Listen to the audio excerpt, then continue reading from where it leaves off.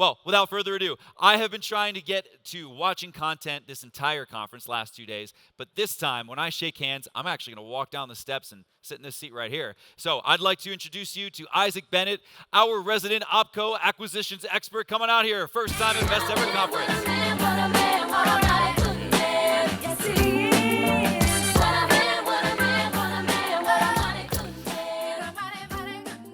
An immigrant lands at Ellis Island. He's nervous, but he makes his way to the front of the line to get his stamp, right? Mission achieved. Outside, he hails the first taxi cab that he can find. He jumps in the cab, and if any of you are from New York, you probably understand that the brusque but outgoing nature of the taxi cab driver startles our new friend. So they start navigating their way towards the city, and the immigrant asks, "Sir, take me to Manhattan." He doesn't know why, he just knows he has to see it. So as they cross the Ellis Island Bridge and navigate I-78 through Jersey City, our new friend begins to relax and settle in. His mind is racing with the possibilities of what his new life could be. The opportunities seem endless, and they are. So as they finally approach the Holland Tunnel, our friend musters up the courage to ask our streetwise cabbie about something he saw on his way into Ellis. He says, "Sir, do you own one of those big boats in the harbor?" Our cabbie laughs. He says, "Do you think I'm rich? Those boats are for rich people." So our friend says, "Okay. Well, sir, who owns them?" The cabbie laughs and he says, "Son, you really don't know anything about this city, do you?" He said, "Of course, all the stockbrokers own them, and the bankers own them." Our friend thinks about this for a moment and he says, "Do you mean their clients?" The cabbie again laughs and he says, "No." So now our friend is really perplexed and he says, "Well, what about their clients?" Now the cabbie is really confused because he doesn't know. He thinks about it for a moment and he says, "You know what? Occasionally the brokers will invite them to go on their boats with them when the weather's really nice." Folks, my name is Isaac Bennett. It's a pleasure to be here with you today. And I think the message from that story is that we are increasingly living in a world where financialization is swallowing industry whole. The rewards are piling up for the fee takers, and in my opinion, everyone else is fighting for scraps. I'm here to tell you today, that's not the way. This is not the way. One of my favorite mental models that you're all probably familiar with, that I use every day, is called via negativa, or first, what not to do. Thankfully, there are many examples in my life of what not to do. So in the spirit of this, I'm going to tell you about an absolutely terrible investment I once made. I know you're all here to learn about terrible investments, so that's what we're going to talk about. So as a young real estate investor, some of the principles we'll talk about today had not yet taken root. You see, I was still under the impression that property location and proximity to reputable people and brands was something to aspire to. At the time, for my day job, I was traveling the world, and I felt completely invincible. I think anybody who's been a 20-something understands the feeling. So I started scouring the earth looking for opportunities, and eventually I found one. It was an international location that I found hard to fathom at the time. You see, it had incredible tax advantages, amazing food and weather, kind people. They spoke English. The real estate prices at the time were approachable. Honestly, I went home and told my wife that I thought I had died and gone to heaven. I thought I'd found it. So we decided to make 3 real estate investments, 3 individual investments in this location. The first 2 were independent developments that we would handle on our own. And the third one combined one of the biggest brands in the world with some of the most famous real estate investors known to man. And if I'm honest here with you today, if I'd had the money at the time, I'd have done all 3 deals with the big brand. You see, these nice folks had, and they were nice, I don't refute that, but they had promised us the absolute world. Rapid build times, soaring minimum rental rates, incredible cash flow, an ideal location, and to me, most importantly, at the time, massive brand reach. I think you can all probably picture yourself having been in this type of environment and pitch. So we paid cash for the homes, and we set these folks to work. Coming up on 6 years later, the first 2 developments have gone great. No brand, no developer help, no frills, just really solid cash flow and significant value creation through building. But would anyone like to guess what my cash-on-cash return is from this third property is paid for in cash? Just yell out a few numbers. 2%. 2. 8. Anybody else? You probably already know the answer. 0. 6 years later, on a paid-off property in cash, exactly $0 have come into my bank account, with many dollars flowing out, because it turns out property that does not have income is a liability. You see, it turns out I was like a squirrel watching a bank robbery. I saw the entire thing happen and had absolutely no idea what was going on. To quote the great Bill Bonner, here's the catch, and this is what really gets me to this day. The resort is thriving. The management company is thriving. The brand is thriving. They are all flush with cash. The owner of the property, penniless. So what I think we were guilty of is a close cousin to the Cantillon effect, which is being too far from the creation of the money, or in this case, which is why it's a cousin, too far from the income to actually catch any of the profit. I like to think of it like this, and it's probably just because I love honey, but it's like honey being poured into an ice cube tray. Assuming there's a limited quantity of honey, and unless you're the Federal Reserve, there's always a limited quantity of honey. Assuming there's a limited quantity being poured in, the receptacle closest to the honey will always fill up first. You can try this at home. And if you're too far away from the flow, you're going to end up completely dry. So you have to get closer. That's the lesson. You see, back to our original story, the stockbrokers, the bankers, the fee takers of the world, they understand this principle so well. They're always buzzing as close to the honey flow as possible. And if you're a banker or a broker in the room, we love you. We couldn't do it without you. But they're always buzzing as close to the honey flow as possible. I think this is something of a dastardly feature of our fiat system. You see, it rewards those who create and service debt rather than those who create surplus savings and investment and real wealth. And I think a lot of you in the room probably feel that friction in your day-to-day business. But it is, of course, perverse and upside down by design. Now, unfortunately, it also remains the arena in which we're playing, so we have to think about it strategically. Let me give you one more example. Do you think property and casualty insurers understand this principle? You see, they are one of the few businesses in the world that are actually given to and paid to use the investment dollars under their purveyance.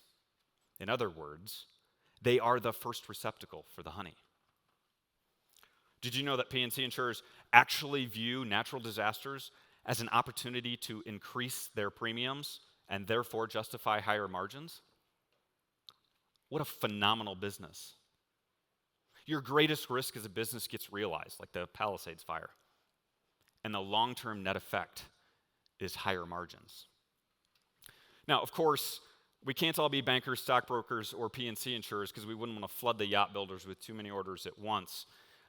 Someone still has to provide real goods and services, after all, right? The wealth is in real goods and services, creating real growth of future cash flows. And that's actually what wealth is. It's the growth of future cash flows. Chapter 5 of our journey starts with a phone call from a friend. Hi, Dean. Hey, you want to raise money for robots? No. Okay, click. It's nice to talk to you too, buddy. 2 weeks after that call, I get an invitation on my calendar for a launch party for none other than our robot friends. I reply that I'm not going, naturally. I'm introverted. Auto response, no. But that prompts an immediate text from my friend. You're coming. I'll see you tonight. So I do what all introverted, people-pleasing people do. I show up, like 15 minutes late. I'm expecting to walk into an event with 100 people milling about in a busy restaurant. And instead, what I find is a shut-down restaurant with one private table in the corner, 5 guys sitting around it, and an empty chair waiting for me. 20 minutes later, the seeds of a new business had been planted. You see, at this dinner, the CTO of one of the largest companies in America looked at me and he said, Isaac, I thought I was a world-class software architect. And then I met Sudhir, sitting to his left. And I realized I didn't hold a candle to him. So I found myself asking how I could help. I have a bad habit of doing that. The words tumbling out of my mouth before my brain could compute that I was starting a new business in that moment. Don't partner with me, that happens a lot. So off we go. Suddenly we're advising on 100 different areas of a fledgling business. We were trying to prepare them to bring on investors. It was sales, marketing, hiring, accounting, finance, on and on. Pretty much everything needed help in this business, as you can imagine, as most of you are business owners here. And we got in way too deep. You see, to comply with laws, we had become equity partners with this great business, but we were working unpaid otherwise, and it became a very challenging situation. Slowly but surely, however, we did help this business find investment to get itself off the ground. Today, several years later, that business is thriving. They have major clients throughout the world. So here we were, a new business. We were syndicating for businesses. We also had a new understanding of being close to the honey, and we were getting incredibly sticky in the process. The most compelling idea that we came away with, though, from this exercise was the importance of understanding every single thing possible about a business before becoming involved as we were, or investing, as we often do. You see, investing, good investing, is never in a hurry. Syndicators hate it when I say that. But the basic idea here is that you really don't understand anything about a business unless you are right in the middle of it.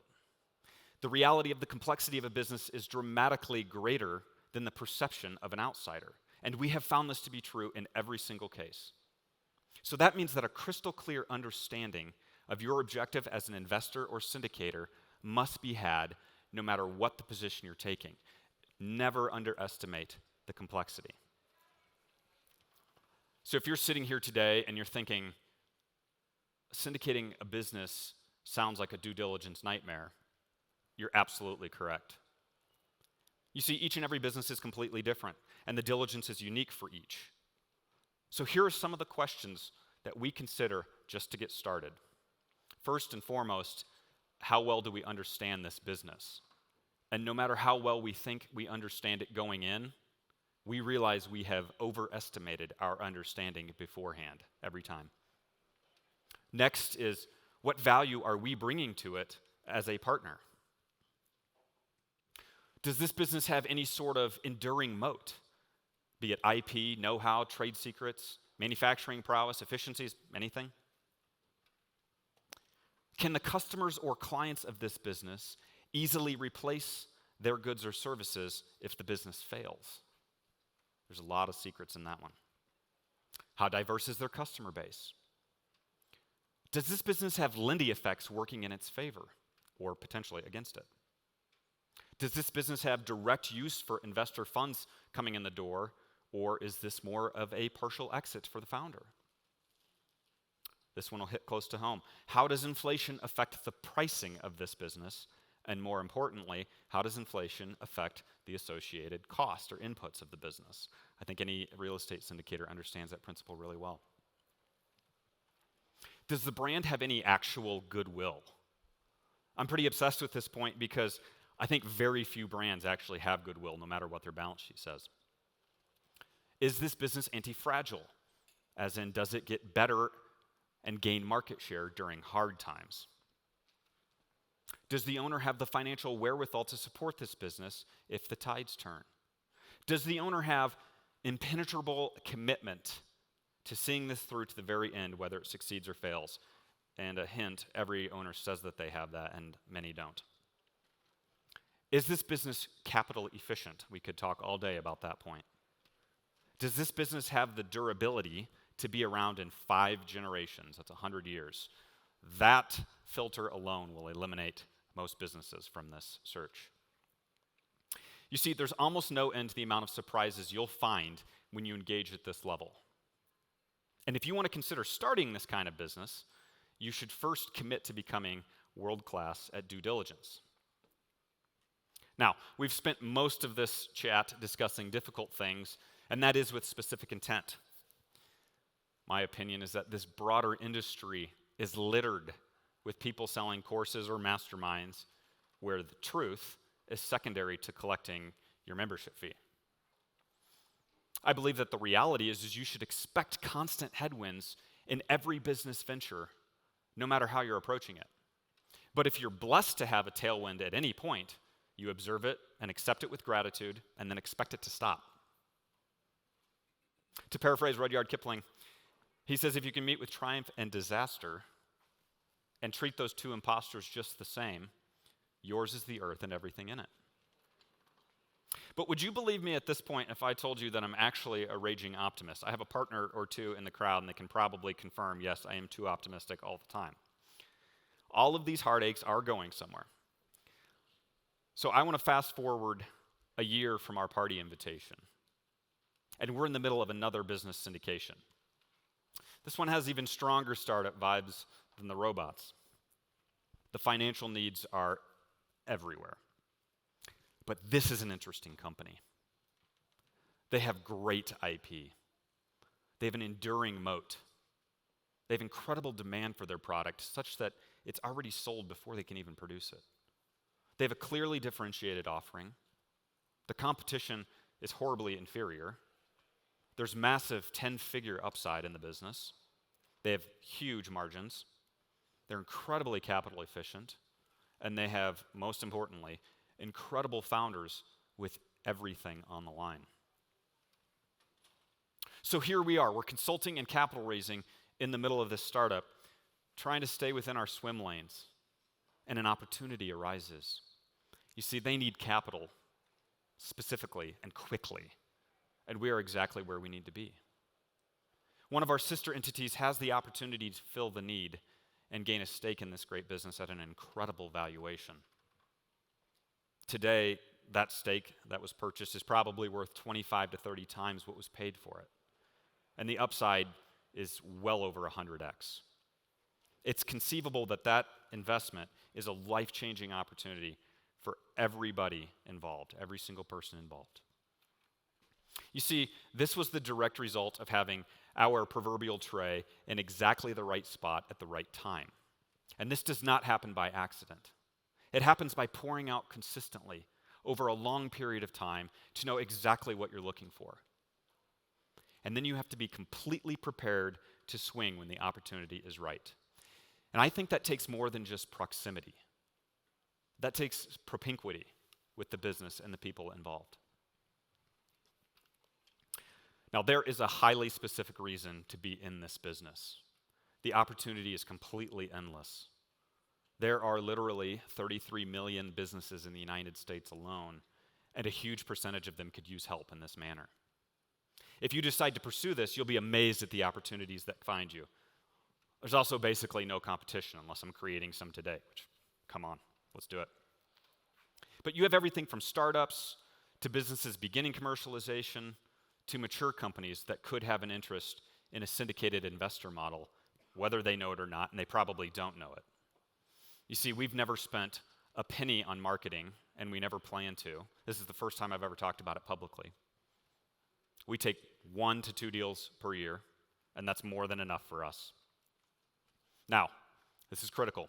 You'll have to be extraordinarily selective. Finding a potential syndicate partner for you is not going to be the problem. The challenge is having the patience to wait for an opportunity with all of the ingredients we listed earlier. Practically, you should start with something as close to your zone of genius as possible. Did you spend 25 years in manufacturing? Stick close to a company that makes stuff. Were you a software architect in a previous life? Maybe a SaaS business could use some help. Maybe you got an MBA before pursuing your doctorate in psychiatry. You could find a growing therapy practice and help them gain the courage and business expertise to expand. You get the point. Stick close to what you already know, and the due diligence becomes dramatically easier. As we draw this to a close, I want to leave you with the challenge. If you want to get into this business, you must do so with the firm conviction of only doing deals for the mutual good. Because you'll quickly find that placing yourself in this position requires strong conviction in this area for any sort of longevity within this business. You must love, and that is the correct word, love, everyone involved enough to recognize the truth in this. You see, if there's even a single ounce of your spirit that does not understand this principle, do the business owner, the investor, and yourself a favor and stay away. You should also note that this is a recipe to compound equity in various businesses over time. This should not be primarily a fee-based business for a number of reasons. Don't do it, please. Do not be like the people in chapter 1. You see, wealth gained hastily will dwindle, but whoever gathers it little by little will increase it. The impact potential that is possible within this business is limitless. I truly believe that.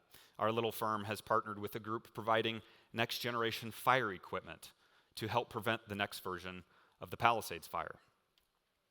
We've partnered with a manufacturing company providing world-changing solutions to the intractable plastics problem. We turn waste plastics back into virgin polymers. We've partnered with a biotech company that is on the verge of solving the world's opioid crisis. This is quite a bit different than just the next land deal that we'll do. This is specifically aiming our assistance at the talented people solving the world's greatest problems. So let me ask you this. What is it that you carry that the world desperately needs to bring their unique solution into the light? So do you engender these principles that I'm talking about? Choosing selectively, mutually good deals, selecting for impact, gathering wealth slowly? Do you recognize that hard times, failures, and setbacks are not only meant to test your character, but are actually specifically ordered to refine your character? The character building is the central point. So if this sounds right and true to you, swing away. Swing away like there are 1,000 glasses full of water all around you and aliens everywhere. You see, there's an ocean of opportunity and millions of people waiting to be helped. There are generations of wealth to be built slowly. There's impact to be had, purpose to be fulfilled, and most importantly, in all of us, character to be built. So swing away. Thank you all so very much. I love you all. Thank you.